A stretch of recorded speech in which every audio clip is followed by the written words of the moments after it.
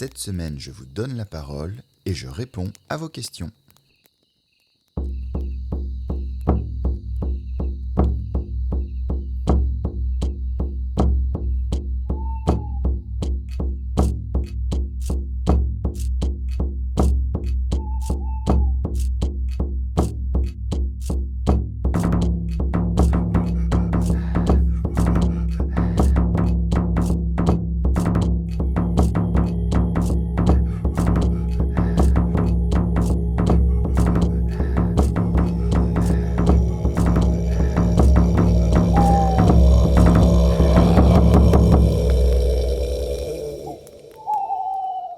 Cher Homo sapiens, nous venons juste de passer le solstice d'été et ça veut dire que ce podcast existe déjà depuis 3 mois, une saison entière, et chaque semaine je vois le nombre d'auditeurs augmenter, donc merci.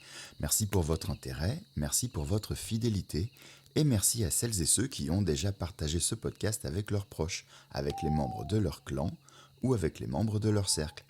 Au cours du printemps, j'ai abordé avec vous les origines du mode de vie néo-chasseur-cueilleur. J'ai aussi présenté les 12 fondamentaux qui le composent. Et au fil de ces épisodes, je vous ai montré une chose simple. Pour vivre mieux, pour être en meilleure santé, que ce soit physiquement ou mentalement, il est important de connaître notre histoire évolutive et surtout de la prendre en compte dans nos habitudes quotidiennes. Notre espèce, Homo sapiens, est apparue il y a environ 315 000 ans en Afrique, mais elle est la descendante, et aujourd'hui l'unique survivante, de nombreuses autres espèces humaines et préhumaines. Les premières sont apparues il y a plus de 4,2 millions d'années avec les tout premiers australopithèques. 4,2 millions d'années à vivre dehors, au contact de la nature, à la lumière du jour, en se nourrissant de plantes, de fruits et d'animaux chassés. 4,2 millions d'années à vivre en groupe, en société, avec des interactions sociales de plus en plus complexes. 4,2 millions d'années au grand air, à marcher debout, à bouger, courir, à sauter, à grimper. 4,2 millions d'années enfin d'un mode de vie chasseur-cueilleur, un mode de vie qui nous a lentement façonnés et qui a façonné notre physique, notre organisme, notre cerveau pour en faire ce qu'ils sont aujourd'hui. Et puis, au cours des 12 000 dernières années, soit moins de 1% de notre histoire évolutive, nous avons radicalement changé nos modes de vie. D'abord avec l'apparition de l'agriculture et l'élevage, puis plus tard avec l'industrialisation. Et depuis que nous avons pris ce virage, nous nous sommes progressivement éloignés de ce pourquoi nos corps et nos cerveaux ont été conçus, ou plutôt de ce à quoi ils étaient adaptés. Et comme l'adaptation génétique est un phénomène très lent, on comprend mieux pourquoi, aujourd'hui, notre alimentation et notre mode de vie moderne sont de plus en plus en décalage avec notre vraie nature. C'est ce décalage qui participe à la hausse des maladies dites de civilisation, les maladies cardiovasculaires, l'obésité, le diabète et bien d'autres. C'est aussi ce décalage qui peut contribuer à l'augmentation des troubles psychiques comme les dépressions. Bref, nous vivons des vies qui ne sont pas faites pour nous. Comme le disait le biologiste Edward O. Wilson, le véritable problème de l'humanité, c'est que nous avons des émotions paléolithiques, des institutions médiévales et une technologie quasi divine. Et c'est terriblement dangereux.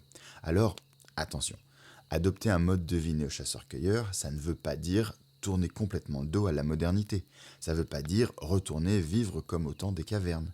Adopter un mode de vie néo-chasseur-cueilleur, c'est simplement vivre au quotidien dans un cadre plus conforme à notre vraie nature, un cadre bénéfique, un cadre naturel, tout en profitant de ce que la science et la technologie peuvent nous offrir, mais sans jamais oublier qui nous sommes, ce que nous sommes, et ce qui est vraiment bon pour nous.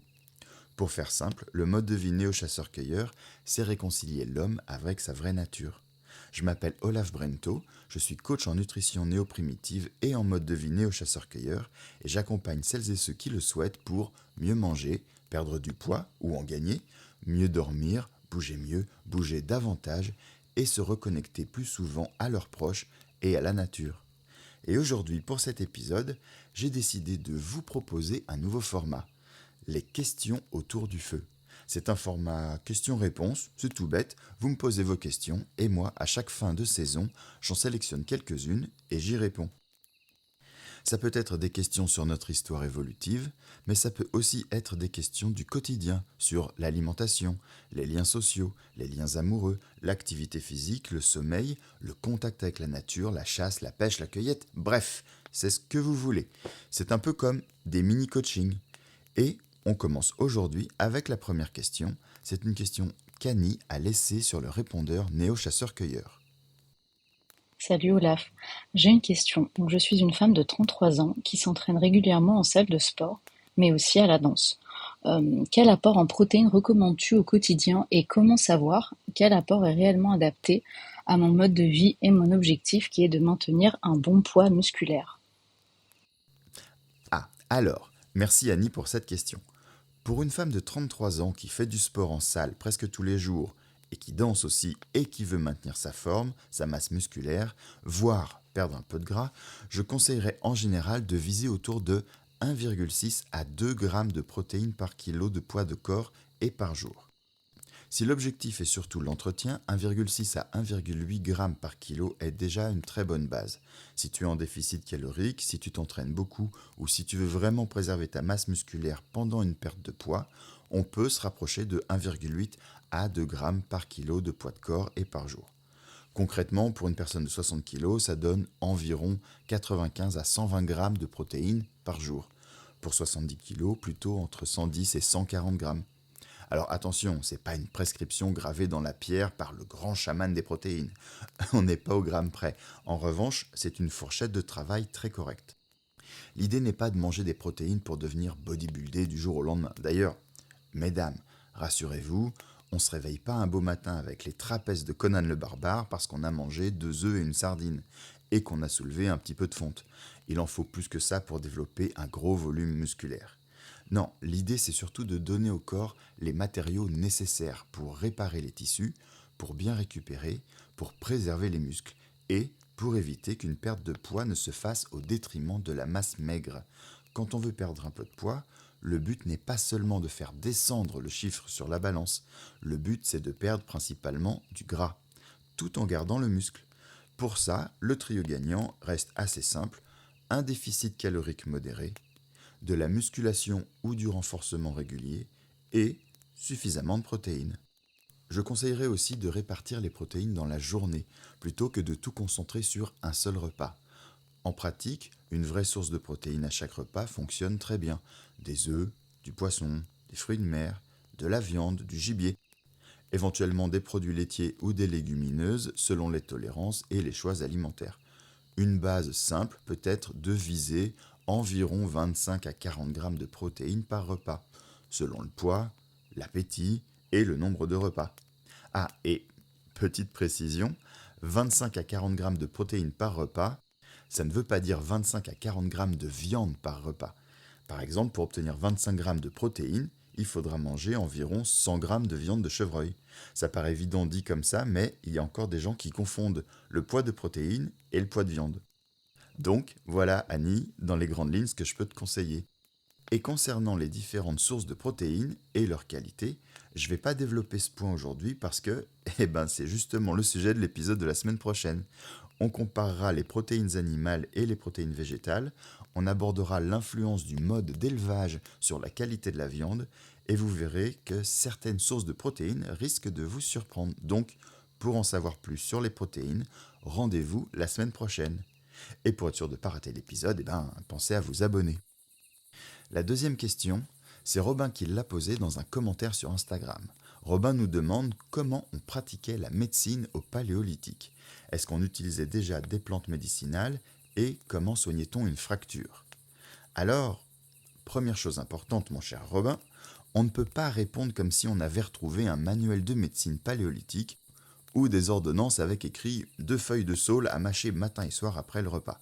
D'abord parce que ils n'avaient pas encore inventé l'écriture, mais aussi et surtout parce que les plantes, les pansements, les liens en fibres végétales, les cataplasmes, tout ça malheureusement, ça se conserve très mal. Donc les preuves directes sont très rares. Mais ce qu'on a trouvé est déjà très intéressant. On sait d'abord que les Homo sapiens du Paléolithique et aussi les Néandertaliens connaissaient probablement très bien leur environnement. bien mieux que nous autres Homo sapiens d'aujourd'hui. Forcément, quand on vit dehors, quand on dépend des saisons, des pistes, des fruits, des racines, des champignons, des animaux, on ne regarde pas la nature comme un décor. On la lit, on sait ce qui nourrit, ce qui empoisonne, ce qui calme, ce qui irrite, ce qui purge, ce qui endort ou ce qui donne mal au ventre. Et là, on a un exemple très concret de traces de médecine, et je mets des guillemets à médecine, et on a trouvé ces traces dans le tartre dentaire de certains néandertaliens. Le tartre, c'est un peu comme une petite archive minérale collée aux dents. Et à El Cidrón, en Espagne, des chercheurs ont retrouvé dans ce tartre des traces de plantes comme l'aquilée et la camomille. Ce sont des plantes amères, pas spécialement intéressantes sur le plan alimentaire, mais elles sont connues pour leurs propriétés médicinales.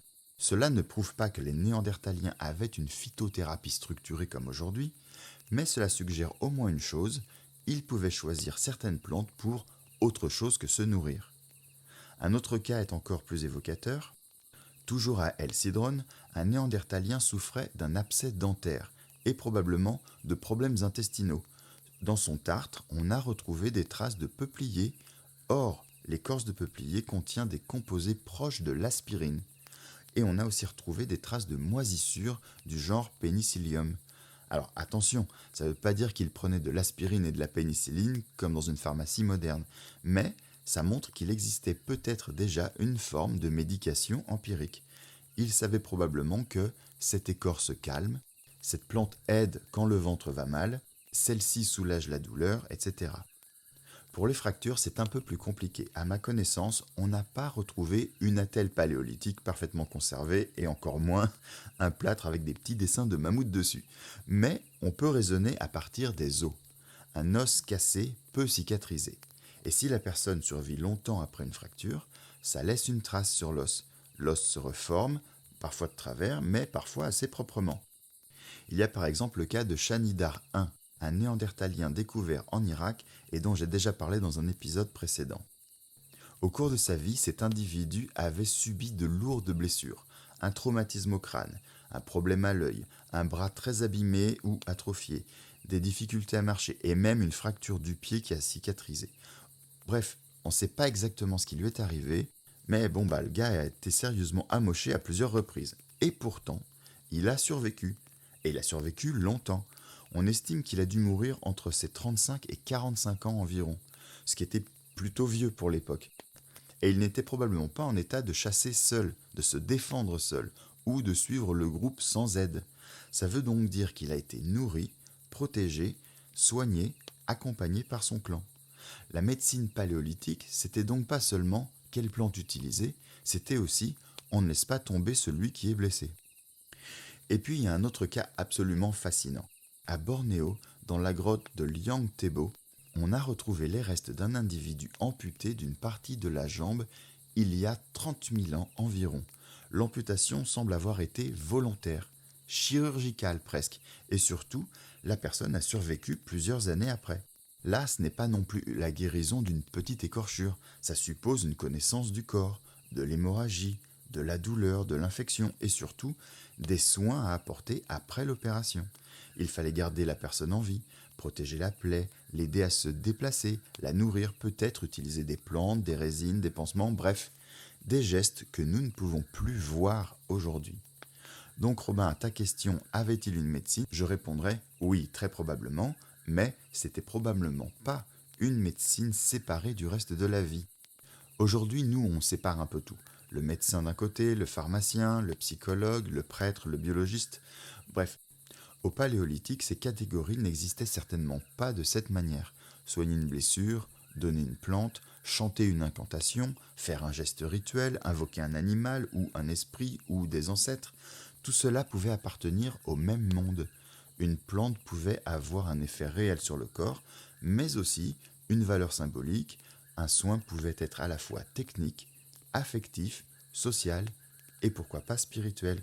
Donc, concernant la médecine au Paléolithique, je dirais qu'il faut éviter deux caricatures. Première caricature, imaginer des sauvages ignorants qui ne faisaient que de la magie.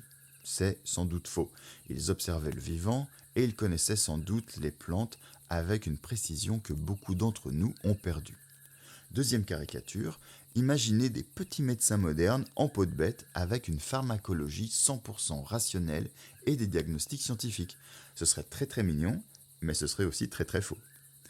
Dans tous les cas, il faut essayer de ne pas projeter nos propres schémas de pensée. La réalité était probablement entre les deux. Une médecine d'expérience, de transmission orale, d'observation fine mêlée de croyances, de rituels, de liens sociaux et d'intuition. Et, au fond, c'est peut-être cela le plus important. Au Paléolithique, soigner quelqu'un, ce n'était pas seulement réparer un corps, c'était maintenir un membre du groupe dans le cercle des vivants. Voilà Robin, j'espère que ça répond à ta question. Et pour conclure, j'ai gardé pour la fin cette question de Philippe. Une question qu'il a laissée sur le répondeur. On l'écoute. Salut Olaf, c'est Philippe, j'espère que tu vas bien. Alors j'avais des petites questions à te poser. Tu parles souvent de nourriture et de bouffe à l'époque des chasseurs-cueilleurs et surtout des impacts sur notre nourriture quotidienne. Moi j'avais une question à te poser sur l'anthropophagie et le cannibalisme. J'ai lu récemment dans une étude qui a à peu près 15 000 ans, on avait trouvé pas mal de traces dans les sociétés de cette époque, des traces d'anthropophagie. Alors ma question, elle était surtout sur la base des traces archéologiques disponibles. Est-ce que le cannibalisme chez les chasseurs-cueilleurs relevait surtout d'un mode de survie ponctuel, de rituels funéraires ou d'autres logiques sociales, voilà, et comment les scientifiques arrivent à faire la différence. Alors voilà, ça n'intéressera peut-être que moi, mais en tout cas, moi, ça serait cool que tu puisses éclairer ma lanterne. À bientôt! Alors, ça aussi, c'est une question très intéressante. Et avant d'aller plus loin, avant d'y répondre, on va quand même faire une petite précision de vocabulaire parce que, oui, même quand on parle de gens qui mangent des gens, il faut commencer par définir les termes. Dans le langage courant, on utilise souvent les mots cannibalisme et anthropophagie comme s'ils voulaient dire exactement la même chose. Et dans la plupart des conversations, c'est pas très grave. Mais si on veut être précis, il y a en réalité une petite différence. L'anthropophagie, c'est le fait de manger de l'humain. Le mot décrit surtout le geste concret. Un corps humain a été consommé, ou au moins traité comme une carcasse dont on prélève la chair, les viscères, la moelle ou la graisse. Et là, évidemment, on a envie de dire « Coucou Hannibal Lecter ». Le cannibalisme, lui, désigne le fait de consommer un individu de sa propre espèce. Ce terme peut donc aussi s'appliquer aux animaux non humains qui se mangent entre eux. Par exemple, la menthe religieuse ou certaines araignées qui pratiquent une forme de cannibalisme quand la femelle mange le mâle après l'accouplement. Et donc, ne faites pas ça chez vous, mesdames. C'est pas très poli de manger les gens avec qui on couche. Chez les humains, le cannibalisme est donc une forme particulière d'anthropophagie. Ce sont des humains qui consomment d'autres humains, ok, mais en archéologie préhistorique, on parle souvent de cannibalisme quand les os humains portent les mêmes traces que les os d'animaux consommés. Des marques de découpe, une désarticulation, des os cassés pour récupérer la moelle, parfois même des traces de dents humaines. Donc, pour faire simple, l'anthropophagie décrit le geste, manger de l'humain. On peut aussi parler d'espèces au comportement anthropophage quand il s'agit par exemple d'un loup, d'un ours ou d'un lion des cavernes qui mange un humain. Le cannibalisme, lui, en revanche, replace ce geste dans un cadre plus large, un cadre biologique, social ou culturel. Autrement dit, l'anthropophagie dit un humain a été mangé, le cannibalisme demande aussi par qui, dans quel contexte et avec quelle signification. Par exemple, lors du crash du vol 571 dans les Andes en 1972, les survivants d'une équipe de rugby uruguayenne sont restés bloqués 72 jours dans la neige, presque sans nourriture, et ils ont fini par manger la chair des morts pour ne pas mourir à leur tour. C'était du cannibalisme et, dans ce cas précis, un cannibalisme de survie.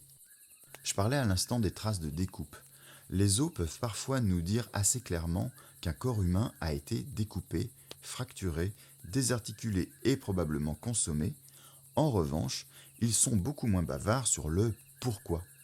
Un os ne laisse pas de note explicative avec écrit « Ceci était un rite funéraire » ou « Désolé, grosse période de famine, on a bouffé Francis ». Ce serait très pratique, mais l'archéologie est rarement aussi serviable. Alors, comment les scientifiques font-ils pour savoir qu'il y a eu anthropophagie? Eh bien, ils ne s'appuient presque jamais sur un seul indice. Ils cherchent plutôt une convergence de traces. Premier indice, les marques de découpe. Sur certains os, on observe des incisions faites avec des outils de pierre. Ces marques peuvent correspondre au retrait de muscles, à la désarticulation, au prélèvement de la langue, des joues ou du cuir chevelu. À Moula-Guercy, en Ardèche, des os néandertaliens portent par exemple des traces de découpe sur les tendons, les muscles de la cuisse, la langue et les tissus du crâne. Autrement dit, on n'est pas face à deux rayures suspectes sur un tibia, on est face à une vraie séquence d'un travail de boucherie. Deuxième indice possible, les os cassés alors qu'ils étaient encore frais. Un os sec ne se brise pas comme un os frais. Les archéologues savent reconnaître les fractures en spirale, les impacts, les éclats, les encoches. Quand on retrouve ce type de cassure sur les os longs, cela suggère qu'on les a ouverts pour récupérer la moelle. À Goyet, en Belgique, ou à Covscave en Angleterre, plusieurs os humains montrent ce type de percussion. Et j'imagine que c'est peut-être à ce type d'étude que tu fais référence, mon cher Philippe. Troisième indice, très important, la comparaison avec les animaux du même site.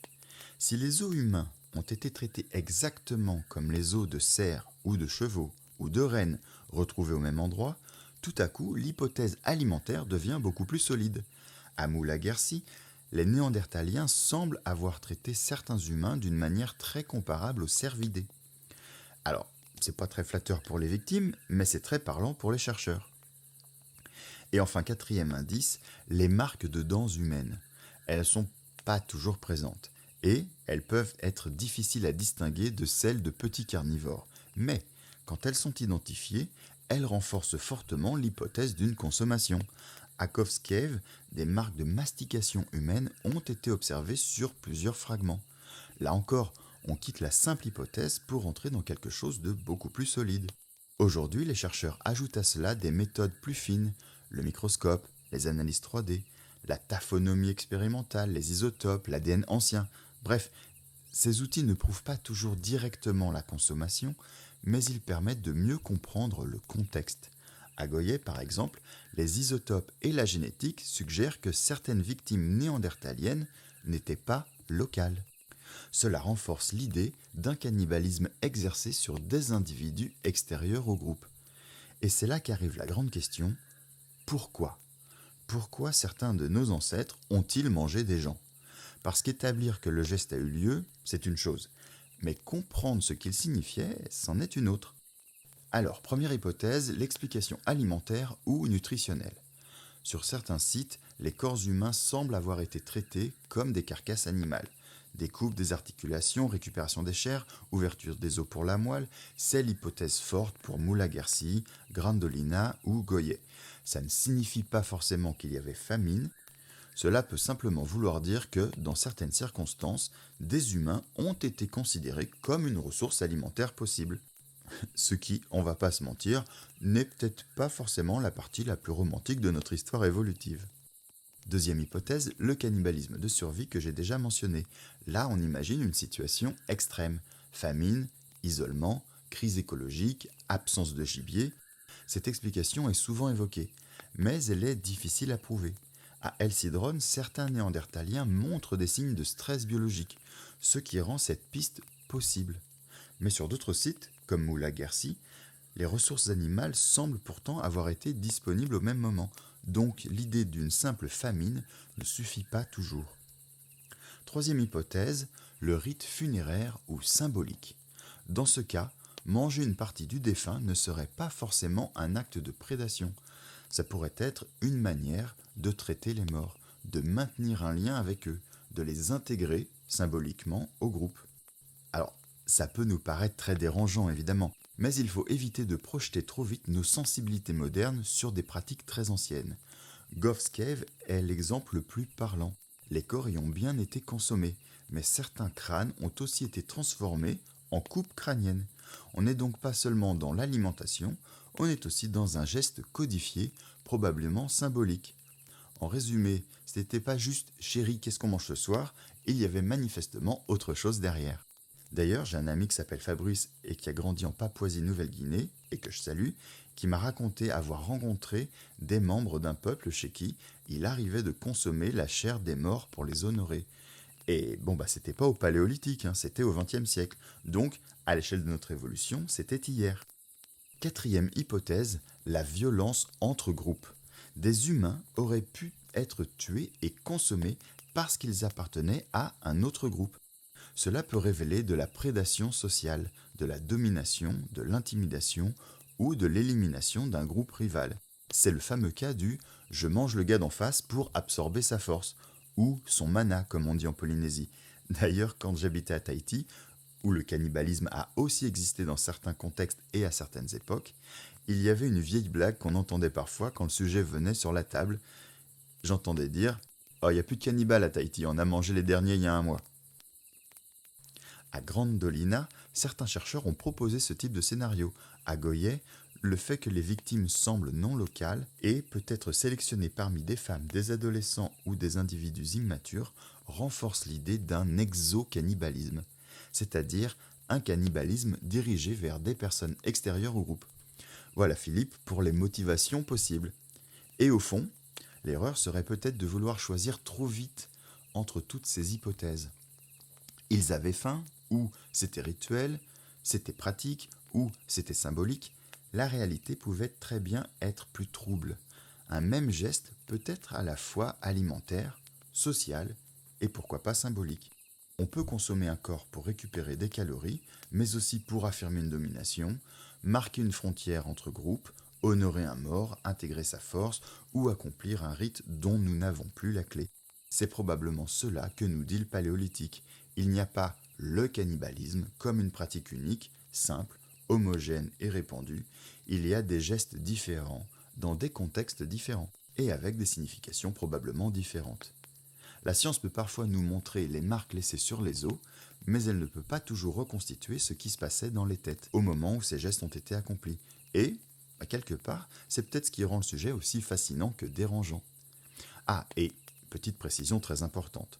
On peut dire que le cannibalisme ou l'anthropophagie a bien existé au Paléolithique, chez certains groupes, à certains moments, dans certains contextes, mais n'allez pas croire que tous nos ancêtres se grignotaient les uns les autres bien amicalement.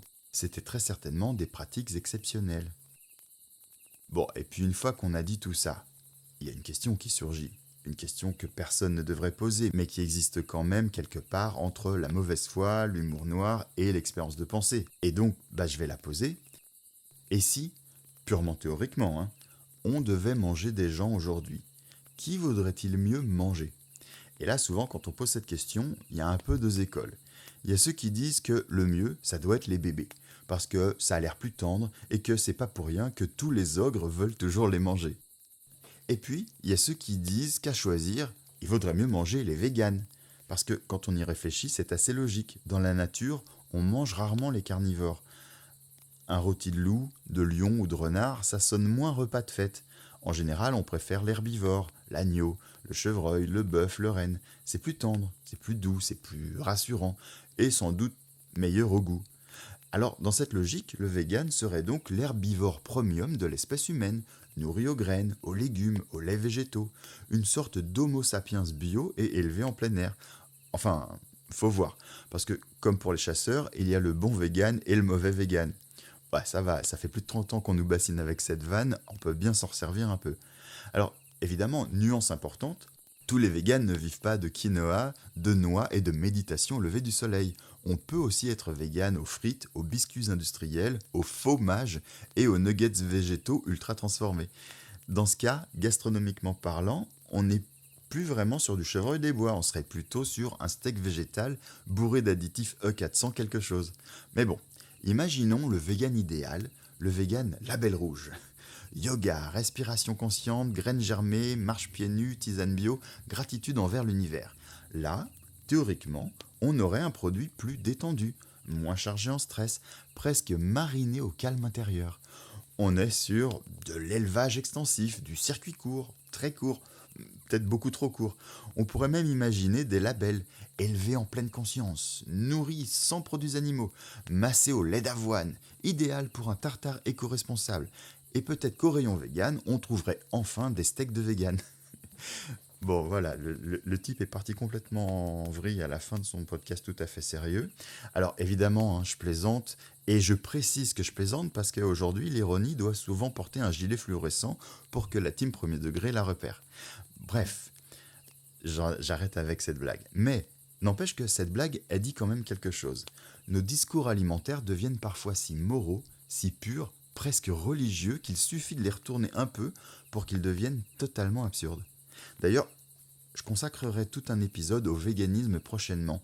Mais un vrai épisode, hein, sérieux, fouillé, construit, pas des blagues comme ça, pour permettre à chacun de se faire une réelle opinion sur le véganisme et pas se contenter des idées reçues et des clichés. Voilà.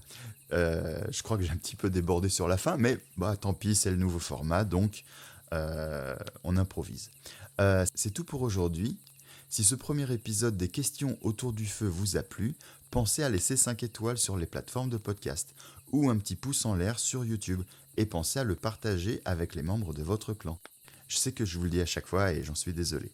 Vous pouvez aussi écrire vos réactions en commentaire, je les lirai avec plaisir. Et si vous aussi vous souhaitez poser vos questions dans un prochain épisode, rendez-vous sur la boîte vocale Néo Chasseur-Cueilleur. Le lien est dans la description.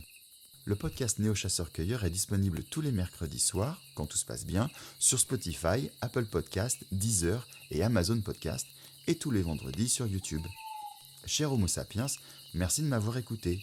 Ne mangez personne et rendez-vous dans 7 jours après le coucher du soleil pour une nouvelle discussion dans le cercle du feu de camp. Au revoir et à bientôt.